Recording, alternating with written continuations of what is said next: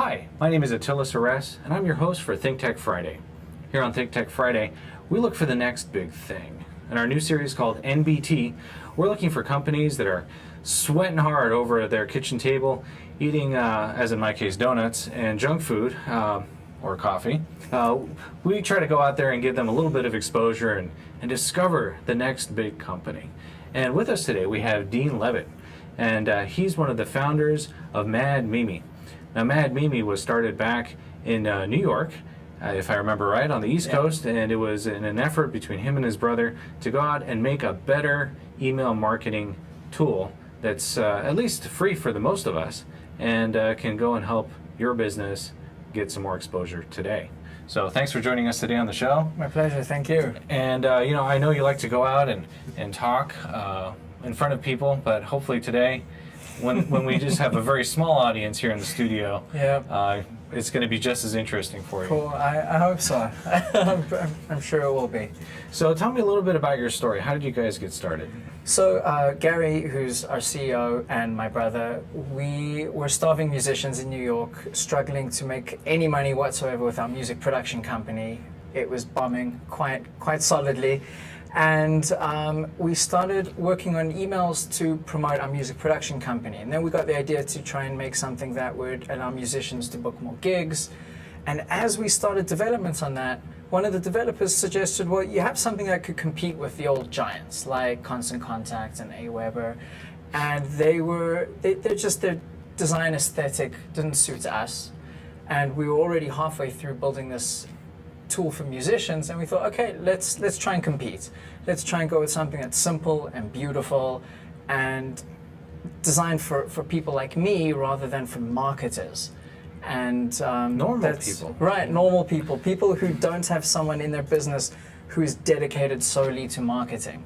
So, and here we are. It took about 1.5 years in development, and then we did a soft launch, and it's just been exciting ever since. Now Mad Mimi is that's part of our app of the week. We just downloaded it.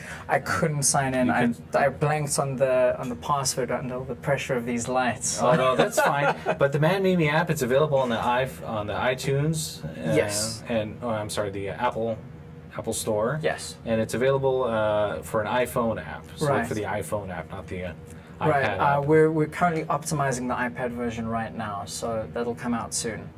And this is an email marketing tool, so you have an app that allows you to do something magical that no one else has been able to do.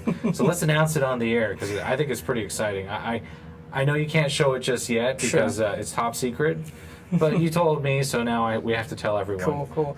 So one thing that's really cool about the mobile app for Mad Mimi is as you hit send on your newsletter and it's going out to your entire list, you can watch in real time on a map where people are viewing it. So wow. It's actually pretty cool. I sent our newsletter out a couple days ago, and I was able to watch when someone in South Africa, where I'm from, opened it, when someone in San Diego opened it, when someone in New York opened it. And it pops up and get their name and where they are. It's really a lot of fun. It's semi-useful from a marketing perspective, but just from a general feeling of, wow, people are really right now reading the content that I sent out, makes you feel great. And this service, this feature, is this something that a small business would have to pay for, or not at all? Really? The app is totally free, and Mad Mimi has accounts for free. So up to a list size of 2,500, you can use it for free, and thereafter it's still very competitively priced. Wow! So I can watch people open up our newsletters. I think our producer may be making a switch to this, so he can sit there on his phone and watch these things open up. Cool. Well, I'd be happy to help you get set up. Well, and I hope some of our viewers can also go ahead and download that app. That's the Mad Mimi app, and Mad Mimi is one word, right? Yeah, to find it on the App Store, it's just type in Mad Mimi, one word, and make sure that if you're looking on an iPad, select the iPhone option. If you're on an iPhone, well, no need to worry about it, just type in Mad Mimi. And do a lot of people use their, do they use this app? There we go, Mad Mimi, there we go. wrong camera. There we go. Mad Mimi app. Do they use this on their smartphones and tablets mostly, or do people still send out email newsletters from their laptops? I'd say laptop's actually the main usage, but where having it on a mobile device is actually powerful is if you have, say, a newsletter ready to go, or something about your business, and you meet someone, what you can do with the app is actually, instead of handing over a business card and hoping that they email you or trying to remember to email them, you can just open up your app, punch in their email address, select the newsletter you want them to get right away, whether it's just about you, something introductory, or whether it's informational about a product you have. You can send it right off to them while you're standing there, land in their inbox, and they've got it there.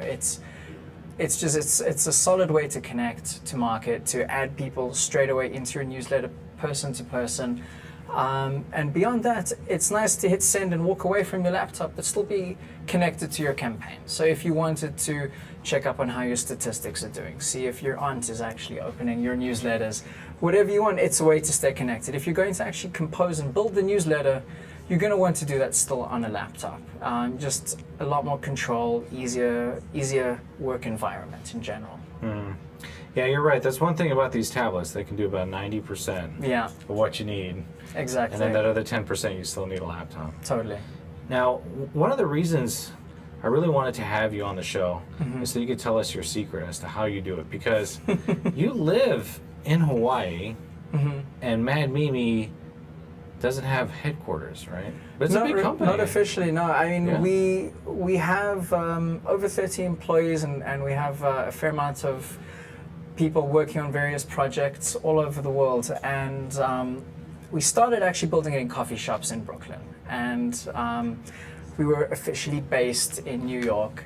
And we're still technically officially based in New York, and we have some team members still there. But we realized early on, especially when it's two struggling musicians trying to launch a company, overhead of an office in New York's kind of prohibitive. So we decided, okay, let's try keep it going from coffee shops and see where it takes us. And as we grew, our first employee was a customer who wrote to us and said, hey, I'm here in Illinois. I need a job. Do you guys need any help? And our second was a customer who wrote and said, hey, I'm here in Wisconsin. Do you need any help on weekends? And so we hired them remotely, and it evolved. We never made a conscious decision to be remote. We actually, early days, we kind of dreamed of having a nice office with maybe the pool table and some video games in it. And then just we evolved remotely. And after a while, we decided, okay, let's keep it remote. And it's allowed us to hire based on personality and skill rather than location, which is it's been very beneficial to us. And so, how do you make sure someone's doing their job when they're in Wisconsin and they could be sitting at home in their boxers watching the game at the same time? Sounds like a good gig, because I mean, Melissa does sound Mayer, like a good gig when you put it that way. Melissa Mayer from CEO of Yahoo, when she came in, that was the first thing she did. She said, "Chopping block, no one's working from home." In fact, I think she had her kid, and they built a nursery right next to her office. Yeah, and that was that. So you've gone the opposite direction, right? Well, it's actually been fairly easy. We all communicate a lot. Gary and I worked in a lot of restaurants, and in a restaurant that's busy, you got to communicate with people a lot. And that kind of culture just evolved as part of our workflow. And so even though someone's in Wisconsin, I'm talking to them constantly. I know as they log on online, they check in with me. We do a morning huddle each morning to share news, to share ideas, to kind of get ourselves ready for the day ahead and connect with the overnight people, because we do work 24 hours a day. Oh, I see. So there's a lot of communication all the time, whether it's through Campfire, which is a 37 Signals product, whether it's through GChat or Skype. We're always communicating and working together as a fairly tight-knit team, even though we're actually not in the same location. So if someone isn't there, I notice. So we all actually notice. It's like a team. It's like going onto the soccer field with one less person. You feel it very quickly. And so it's kind of like you just put them on a salary, and then that's just their expected responsibilities. This is it. Some salaried, some hourly, depending on their role and actually what they want themselves. And yeah, we try and schedule a fairly flexible schedule with everyone, so people get to do their own activities and live their own lives as well and show up when it suits them. For example, we have some folks on the west coast of the mainland who like working evenings, so they just cover that shift for us and make sure that customers that write in our midnight are taken care of. So it all works out. And you don't take any phone calls, correct? It's all through email? We do. We don't have a phone number on the site, and we don't encourage, or we don't say, hey, call us if you have any questions. But if someone needs a call, we always do call them. So, early days, we had a phone number. All we got was telemarketers. No customers ever called in with questions, but we have about a 10-minute response time to email. So also, as soon as customers interact with our support, they kind of learn very quickly that it's not necessary to have a phone call. Plus, from a work perspective, we can help more people quicker without phone calls. That does make it easier. All right. Good ideas here. Because, what we're trying to do is we're trying to maybe take some of the lessons that you've learned along the way and share it with others who maybe are in Hawaii like yourself and would like to be able to expand their business nationally but don't have that. Because obviously, office space out here, $10, $20 a square foot, is it's a tough thing to sell. So. It really is. It is. But really, being even if you're all in the same place in the same city, if there's 10 people in Honolulu, to avoid having an office can still be a great saver and allow people to work where they're comfortable. And it's, I don't have statistics on me, but I've heard a lot of positive things about productivity when you're able to work from home. Also, no commute.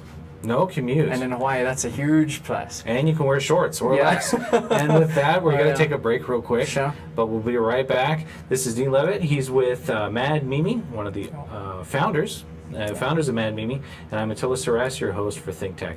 Stand by. We'll be right back after this break. We want to thank our underwriters. Hawaiian Electric Company and its affiliates Maui Electric on Maui and Hawaii Electric Light Company on Hawaii Island are deeply committed to the communities they serve. Galen Ho is a senior executive of BAE Systems, a global defense, security, and aerospace company. The High Tech Development Corporation, the state's leading technology agency, attached to the Department of Business, Economic Development, and Tourism. Castle and Cook Hawaii, with a time-honored legacy that spans more than 160 years and revolves around its mission of investing in Hawaii, creating communities, and providing for the needs of our state. Hawaii Gas, formerly the Gas Company, a proponent of the Liquefied Natural Gas Initiative, helping Hawaii achieve its transition to clean energy and a better energy future. Collateral Analytics, a Hawaii-based tech company empowering the real estate industry with greater and faster access to the tools and data they need to make better informed property investment decisions. I'm Nicole Horry. Thanks so much for joining us on Think Tech. I'm Maria Kashem. See you next time. We're back, we're live, and you're watching Think Tech Friday. I'm your host, Attila Saras, and with us today is Dean Levitt from Mad Mimi. Thanks for joining us on the show. Now, before the break, we were talking a little bit about what Mad Mimi was founded based off of, how you guys are able to work remotely, how you can have employees from all over the world, essentially. Is it just in the U.S. or all over the world? No, all over the world. Support, though, mostly from the U.S. Some of our developers are scattered around U.S., Israel, South Africa, where I'm from. So we found some guys there, and it's fairly spread out. Would you say that's the new business model? I certainly know a number of other companies that do that, Really? and I think it becomes easier and easier every year to do that, and as culturally we become attuned to accepting people are going to show up in an office. I think so. I think it's certainly might not be the new business model, but it's got its place, I think, now, and that place is fairly solidified. You mentioned some other companies do this. Which other ones do? I can't think offhand. It's just other companies I've worked with through Mad Mimi who have contacted us, and for example, the guys who do our database. They're based in Poland, I believe, and they're remote too. They handle all of they make sure our database runs smoothly all the time, and I know they're remote. And how do you make sure that you don't have an employee come in and just take the list. I mean, it's a very good question. Isn't that the point of having everyone in an office? You can say, no, you can't access that person's mailing list. Not with data. I mean, Edward Snowden showed us that doesn't really that doesn't help. All the security in the world. No, we do background checks, and it's the same as hiring anyone else. You have to be certain that it's someone you trust before you give them the keys. So we go through the same process as hiring anywhere else. And do you ever meet these people before, or? Not before. I do meet them on Skype, but I've met, I'd say, about 60% of my team. Really? Yeah, maybe 70%. So it's always fun putting an actual face to the voice. It's been fun to see them in person. You ever thought of having like a bowling night or something like that, where everyone gets together in Hawaii? Everyone, every day, someone suggests, well, when are we going to have our convention in Hawaii? So maybe soon. Well, we'll get to that later in the show, but I wanted to talk about, your future, maybe an IPO or something like that. But we'll get to that. Okay. Instead, let's talk about the fun stuff. Okay. This is the dirty marketing stuff that I love talking about. So, as you know, email is a tool. Mm-hmm. It's just a tool. It's not something that you can. I wouldn't call it a marketing tool. Right. It's just it's a communication tool. Spot on. And so, Mad Mimi uses this tool to be able to better communicate with your customers, right? Right. Now, tell me about email correspondence. When should I be sending out my email blasts, and what really should be in these newsletters? Right. What's the best format? No problem. That good stuff, yes. Sure. So I think more importantly than when to send out, and there is an answer for that, is what to send. And that's something that a lot of people do right and a lot of people do wrong. So the key thing is when sending an email is it has to read like an email. So gone are the days where you'd send a giant image flyer. That's not great. And Gmail blocks a lot of images anyways until you've accepted it. So crafting content that's actually of value to your recipients is the best way to connect, the best way to engage, and the best way to sell.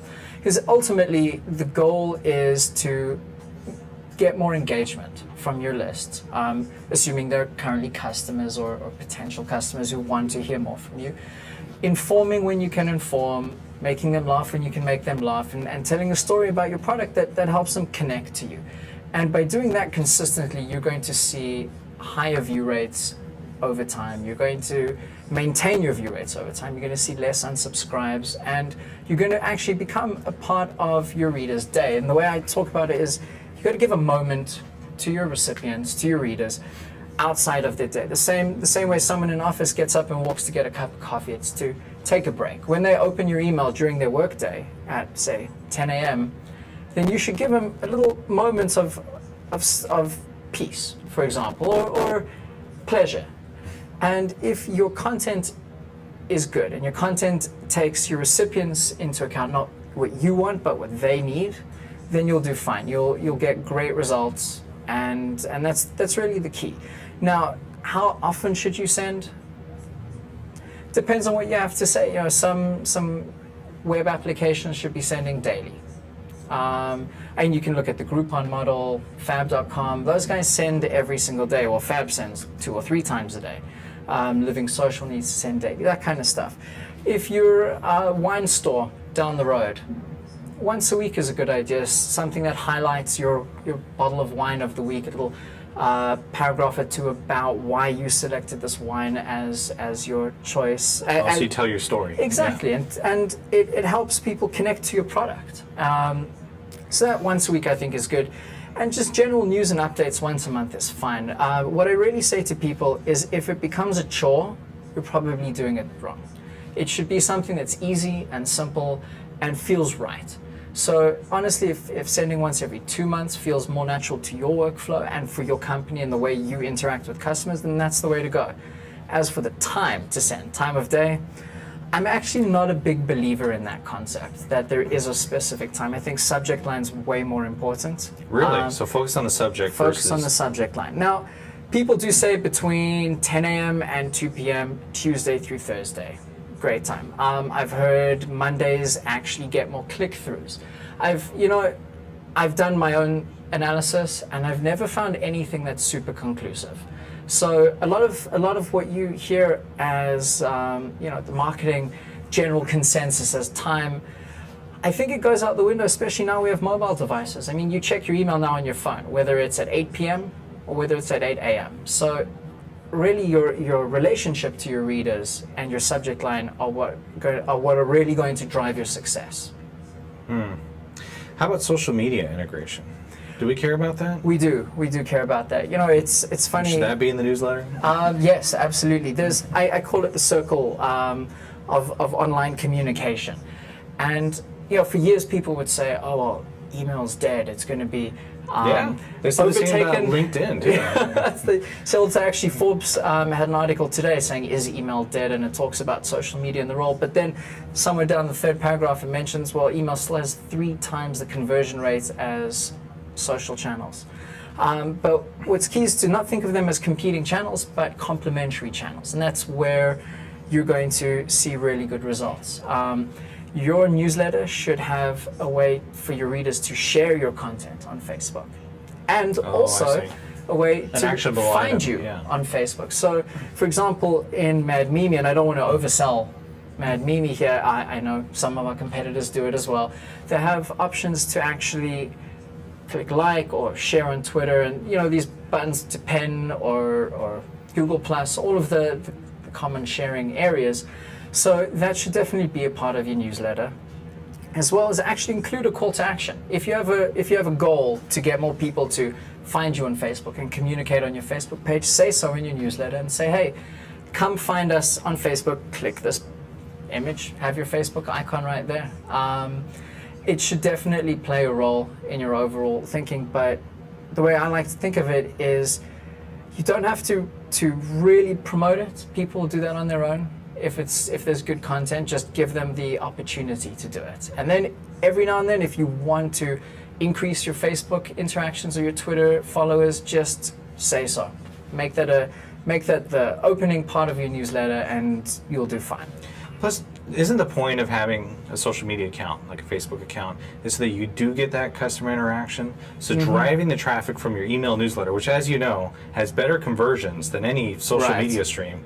Like the social media conversions are like 0 practically. It's like 0%. It's not even worth like, let's advertise on Twitter. Bad idea, right? So then you drive that channel there, and then at least you can get something inside your social media stream. Because from what I understand, if you have a social media account open with no activity on it, it's like having a storefront with no one behind the counter. It's an awful idea. Shut it down, right? So either shut it down or use it. This is one way to do it. I tell people who ask, well, should I actually have an active Facebook account or a Twitter account? And I say, yes, it's the trappings of business now. You do need to let someone know that the lights are on. So it is important. And actually, there's, to complete the complementary side, you can actually leverage your Facebook followers and your Twitter followers and get them to sign up for your newsletter in multiple ways. For example, Facebook sign-up form, which we offer as do some competitors, as well as just, again, being active on Facebook and saying, hey, we've got our newsletter coming out tomorrow. There's a special offer there. Why don't you guys sign up, and provide a link for them to sign up for your newsletter there. So it's a lot of cross-communication between your social media channels and your email, but they're all important. Now I have a stupid question. Sure. Are you a marketer? Would you consider yourself a marketer or a musician?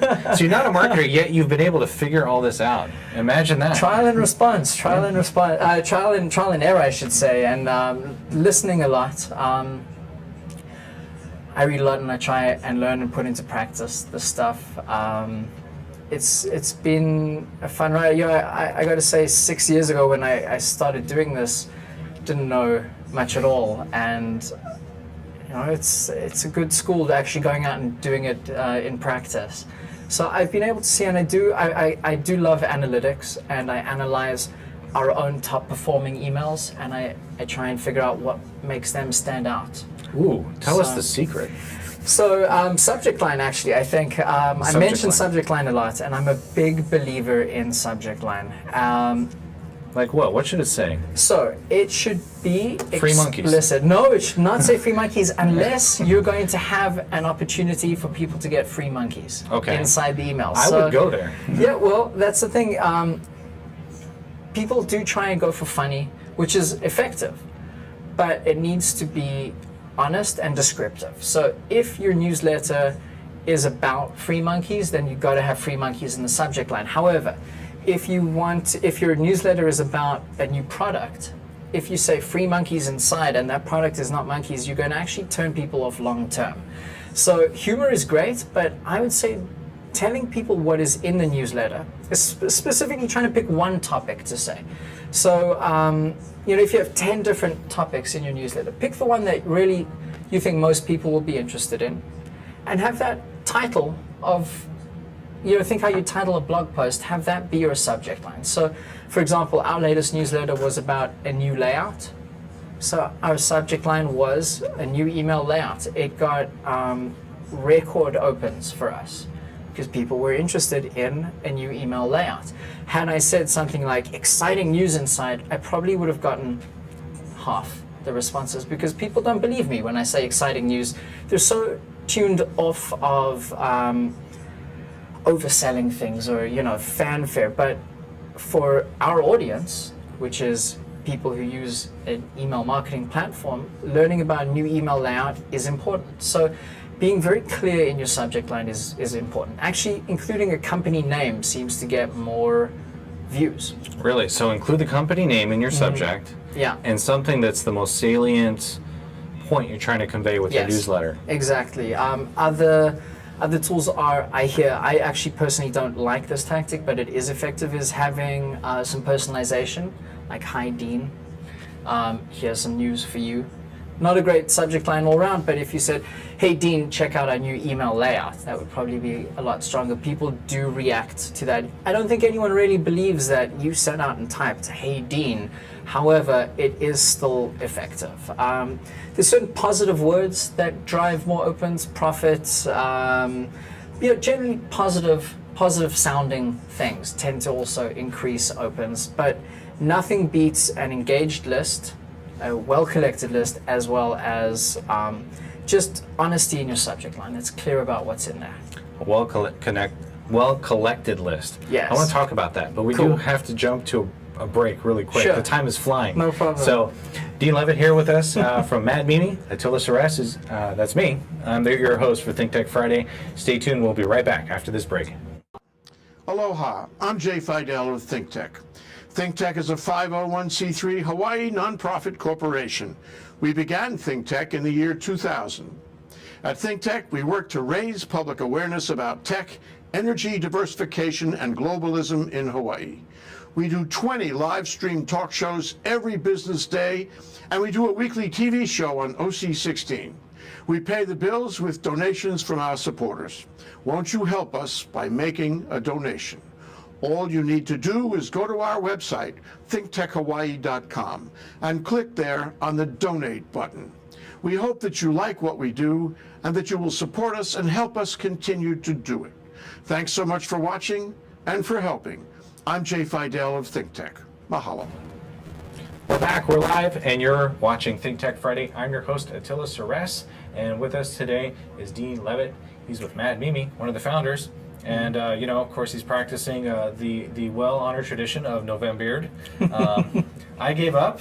I couldn't manage. It was like I had a dirty cat hanging on my face the whole time. So if you watch any of my previous videos, they're all had my I did notice. See? And it's better, yeah. Now I look good. All I need is a little bit of makeup and I'll look great. So that's next. Before we jump into an action plan, which I'm really excited about, I really want to lay out something of value that our viewers can take and say, all right, 1, 2, 3, 4, this is what I can do on a day-to-day basis. Perfect. Get some more customer exposure. But before getting into that, there's also a very valuable skill you mentioned, and we talked about this in the very first portion, where you had an iPad app or iPhone app, where on site you can add people to a mailing list. Right. Now, tell me about that process. How do we get a really good mailing list? Sure. Now, I'm guessing under your your opinion is to not go out and buy one. Absolutely. It's not just my opinion. It's the opinion of ISPs and blacklists, and you have to be wary of them. They're not a forgiving bunch. So it's definitely something to avoid. Don't purchase lists. Don't borrow lists from friends. Don't use shared lists, and certainly don't harvest email addresses off forums or websites either. The key to success is not to have the biggest list that you can. The key to success is having a list filled with people who want to hear from you. Because think about it like this: you're paying me for the size of your list. Why fill it with people who don't want to be there? It's a waste of money. You're going to have a low ROI, and you're probably going to wreck your delivery. So you're not going to even land in an inbox. The way to positively grow your list is to make it easy for people to sign up. Customers, people who might donate to your nonprofit, people who purchase something in store from you. Anywhere you interact with people, you should make it easy for them to sign up. You should have a sign-up form on your website, and Mad Mimi, as do all our competitors, provide sign-up forms for your website. You should be encouraging sign-ups on social media, and just really be, I wouldn't say aggressive, but proactive in getting those sign-ups. And your email list is not a place to grow your company. It's a place to remain engaged with your foundation, your current customers, the people who already know and love you, who will go out and evangelize for you. That's really the interactions you should be having through email. And that list you should go through regularly to make sure it has current people on there. Yes, I mean, if you actually send regularly through an email service like Mad Mimi, you get a lot of that cleanup automatically. As an email address goes defunct, we'll pull it out as soon as the ISP lets us know, and people can unsubscribe themselves. So there's a lot of organic cleanup going on like that. So if you take a 10-year-old list, you've got to be very careful. At that point, you have to go through and really make sure that you're interacting with people who are recent signups, if you will, or people you've actually been in communication with recently. Old email addresses are over 3 years old or over 2 years old. They're done. Move on. We change our email addresses frequently these days. Well, especially as people come and go from companies. Absolutely. It makes sense. And so once I get a good list of email addresses, and it comes time for me to create my newsletter, I think this is where people stop. And I got to be honest, I got to tell you something you're not going to want to hear. I signed up for Mad Mimi like 6 months ago. Okay. And I started to create my first newsletter. Right. And then I fell back and decided just to use the one I'd been using, right, which was also free. And I know you probably want to jump over and strangle me. No, not at all. I understand that. I understand it. This is probably what you come across all the time, is that someone wants to create a newsletter. Right. And I think, everyone struggles with this. Yeah. Oh, well, it has to be perfect for me to send it out. Should we just throw anything out there, or is there a certain format we should follow, or what's the best way to actually construct our first newsletter? Sure. The simple answer is keep it fun and simple for you. If it's a chore, like I mentioned earlier, you're doing it wrong. It shouldn't be a chore. It should be a quick communication with your customers. So really, you have to think about it like this. If it's taking you 3 hours to do just this much content, it can take hours to do a newsletter. Hey, it's not necessary. I mean, people are spending 5 seconds reading it. It's true. Yeah. So, but it has to be perfect. It does not have to be perfect. I mean, when you send an email to your friend, it's not perfect, but they'll read it because it's a good communication. They want to hear from you. And the same thing applies. The way I actually do it is a lot of businesses spend a lot of time on their blogs, putting out content there. Repurpose that same content. Get people to really go from your newsletter to your blog, and let your content live on your blog. So your newsletter can be just 3 lines if it needs to be. So the way I really should, we discussed an action list here. I think the first thing is ask yourself, what is your goal in the newsletter? What do you want to achieve from this newsletter? Do you want to take 15 minutes from someone's day so they really read this long electronic scroll of information? Probably not. That's unlikely to be your goal. So don't spend time crafting a newsletter designed for that. If your goal is get them to visit my website, craft something that says, hey, there's something of interest for you on my website. Say that in your newsletter and move on. So it should be super easy. Now, learning a new program a new environment, if you will, is hard. So honestly, I'd say that's on me. If you drifted off because it was easier, maybe I should have reached out sooner, nagged you a bit. Oh no, it's fine. I'm just trying to figure out because, I think this is a stumbling block I hear over and over again. Is that we got this MailChimp account.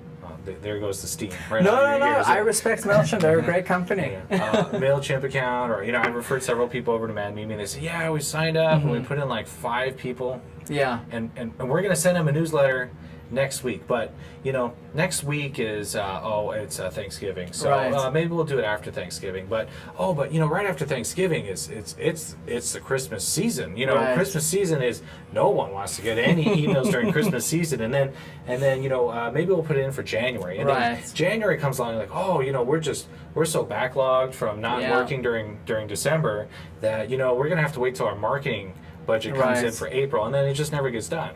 So there has to be some sort of habit that you can recommend. You do people need to set a routine, and actually, it's you're saying something I struggle with. So I set a routine. It's not a super firm routine, but I say in the middle of every month, craft a newsletter. Middle. That's So just my own 15th, routine. okay. Yeah, on the 15th, if I haven't got all these ideas, I send out an email to everyone else in the company. I say, hey guys, what's news? Throw things at me to include in a newsletter, and I'm always surprised, like, wow, I have so much to say. I end up culling a lot of info and getting rid of a lot of stuff that I could say, and I keep it simple. I try and include one main piece of news, a couple other side items, maybe links to some informative articles by other people or informative articles I've written on my blog, and then I move on. I hit send. The key thing is, though, get someone to proofread. If you're going to be fast, at least proofread. So okay. it's definitely a good idea. But setting a schedule is a good idea. And what some people do is actually set a schedule around the holiday. So they say, I'm going to send a Christmas-based newsletter, a Valentine's Day newsletter, an Easter newsletter, and so instead of using the holidays as an excuse, they use the holidays as markers to mark their time. And see, I've heard from other marketers.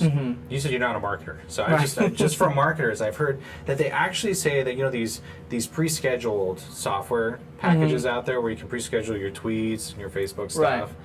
They said that's actually bad. It's bad for conversions. So if you're going to do a Christmas newsletter, shouldn't you say something like, "Hey, happy holidays! You should check out our new so-and-so," right? Well, it should be timely. So if you are going to schedule stuff in advance, I wouldn't schedule something 6 months in advance. I would say use the holiday as a marker to build it then and there. So let yourself know, okay, I have to get my Christmas newsletter out. So Christmas is 2 weeks away, time to get to work. And then just be fast. Churn out the content. I mean, everyone knows their business really well. Everyone has a lot to say, as you've noticed, about their own business. So the content shouldn't be easy, but people overthink it and stress about it. But being topical is certainly valuable. But again, if it's not natural, if it doesn't feel right, don't do it. Don't force in the holiday spirit if your newsletter is about, I don't know, diodes, for example. How about opinions? Should we keep opinions in the newsletter? Absolutely. I think opinions are fine. I think it's a good idea to have strong opinions as a business even. And people stress out a lot about that because there is blowback. I mean, certainly there's some opinions that you should probably keep to yourself. But if it's something that you'd say in public to acquaintances, it's probably okay to include in a newsletter. And you know what?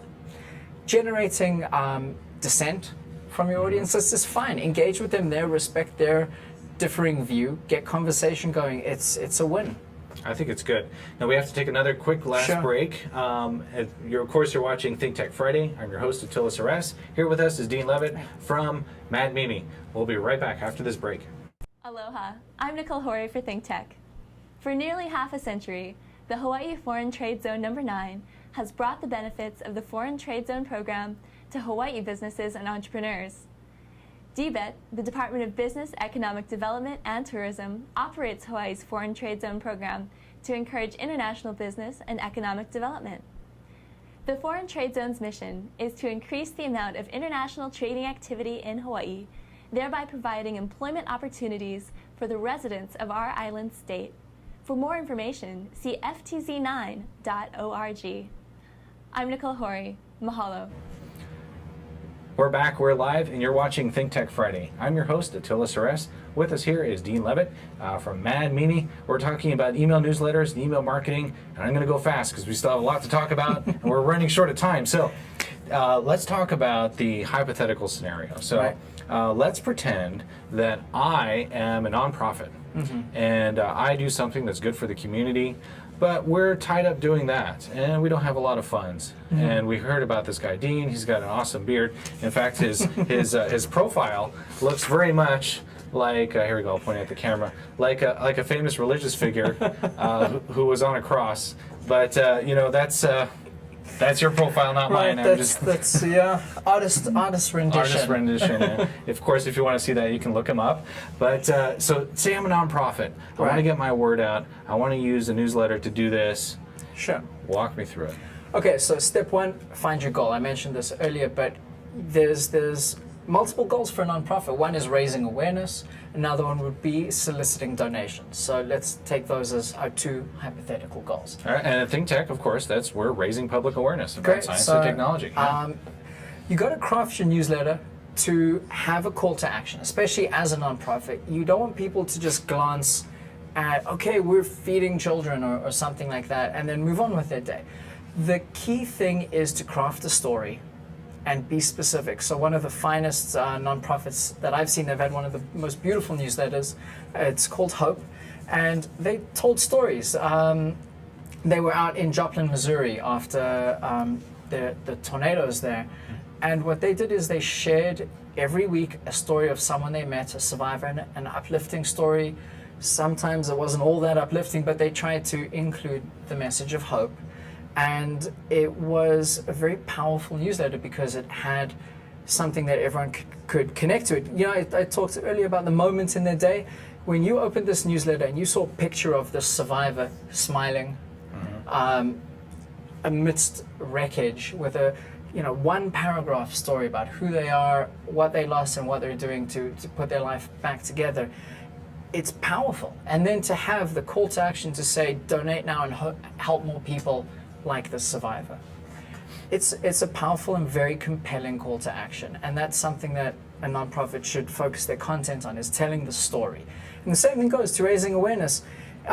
If you do have something that you want to get the word out about, say, the struggle of people after tornadoes or hurricanes or typhoons, as we're seeing in the Philippines right now, telling a story and say, share the story. Let's get the story out. So have an option, make it easy for people to share that story, and that should really be your driving thought behind your content as a nonprofit. Is how can I use this? How can I tell the story, and then how can I use the story to further my goals and achieve those goals? And typically that's through donations. That's usually a goal. Right? So donations is a very important part of nonprofits. So you've got your donate now link. Make sure that it's up top of the newsletter, because people actually click on the highest link the most. So whatever your highest link is, make sure that is a donate now link. Have a landing page. Where they click shouldn't go to your general homepage. It should go to a page where they can directly donate. You've got them, you've got their attention, they've clicked that button to donate. Make it easy for them. Don't let them go to 3 more. Don't let them hunt for the donate button. Help them do something good right then and there. That's your action item, right? Right. And even from a small business perspective, you want to do the same thing, Absolutely. Right? You want to tell a story of a customer service, and then you have an actionable item. Right. They click on that, and then either they contact you or they call you or blah blah Absolutely. blah. Okay. It's all about the goal. Is your goal to sell this product? Then make sure that when they click it, they can buy that product. Is your goal to raise awareness? Make sure that when they click that link, it takes them to something that helps them share on Facebook or email a friend or share the newsletter. If your goal is to get a donation and they click that link, it's got to take them to a page where they can donate. That builds that relationship. Okay, Absolutely. Perfect. So that's our first goal. So we have the goal, we have some sort of story, we have an actionable item, something that directs them to further resources. Right. What's next? What's number 2? So number 2 is have a way for people to join your newsletter on your website That is really important. People do that very frequently with nonprofits. Also, as part of the donation process, ask them to join your newsletter as well. So every step of the way. Grow your list, you'll get more donations, you'll get more awareness. So that's step 2. Step 3, you know what, I've got a step 0.5. 0.5, before okay. step 1 is when you join a newsletter service as a nonprofit, ask about nonprofit discounts. Almost all of them do, including Mad Mimi. Really? So absolutely, and even if they don't, they might help you out anyway. So definitely ask. So that's my 0.5. So let's see. We've got the newsletter done. We've got the sign up done. Then step 3 would be the routine, I think. The routine, okay. And Email that's for a nonprofit once a week. I don't think less than that. really. Absolutely, So a nonprofit should be out there sending this newsletter out once per week absolutely. with some sort of new content and story. Right. And it should be easy, right? This shouldn't take you 3 hours to put together. Should take you less than an hour. You've got stories. You know the stories. You work on the field if you're in a nonprofit or you have someone who works in the field with whatever cause you have. There should be a story, and you don't need their life story. You don't need a long story. It should be a paragraph. The average person reads an email for 5 to 8 seconds. Make sure that what you say is scannable and easy. So, you know, it shouldn't take you 3 hours to write something that it takes 8 seconds to read. It's that simple. Do you like check boxes or, you know, like little bullet points? Like, we saved 10 people with this, or we... You know, I'd say not Paragraph is really. better. I think paragraph is fine, just not big paragraphs. Also shorter sentences. So avoid run-on sentences. They're just exhausting to read. And I hate to be a grammar police person here, but good grammar, actually, it's just bad grammar. Let's put it this way: bad grammar is a turn-off. Good grammar, you don't notice it. Bad grammar, you do. So checkboxes are fine, but you know, another nonprofit that I donate to is WSPA.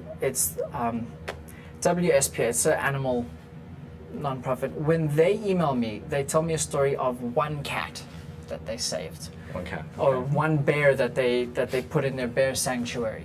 It's all I need to know, that my donation achieved something, and I'm ready to donate again.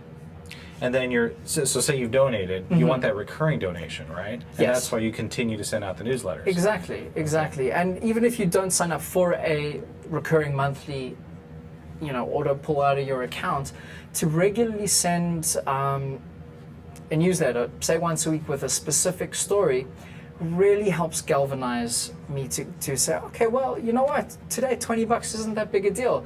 I would like to help that poor kitty that got hit by a car and is now in the vet's office with no one to care for it. I'll throw $20 their way, or $5 that way, but you multiply that by your list and you've got enough funds to save the cat. So it's just a simple story.